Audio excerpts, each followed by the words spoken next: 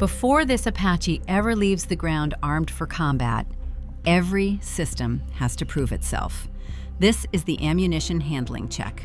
Sergeant Dustin Martin, Private First Class Michael Bouknight, D Company, 1st of the 151st Attack Reconnaissance Battalion, South Carolina Army National Guard. Their job? Push dummy rounds through every weapon on this aircraft and make sure it all works. Feed, cycle, safety, no live rounds, no room for error. First, the 30mm M230E1 chain gun, mounted beneath the nose, capable of firing over 600 rounds a minute. But here's the wild part. This gun is slaved to the gunner's helmet. Wherever his eyes go, the barrel follows. Look at the target, the gun's already there.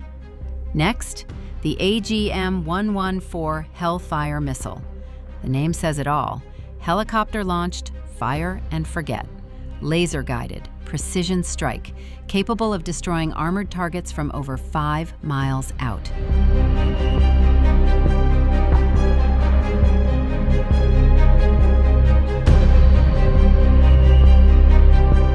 And rounding out the Apache's arsenal is the Hydra 70, a rocket system that trades precision for versatility.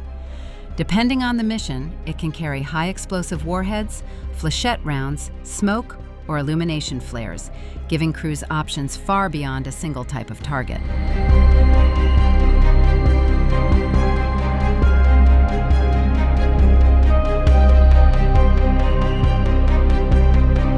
None of this is just procedure for its own sake.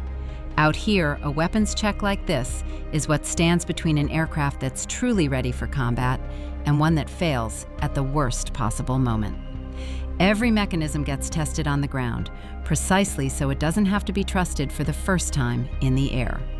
This is D Company, 1st of the 151st Attack Reconnaissance Battalion, South Carolina Army National Guard.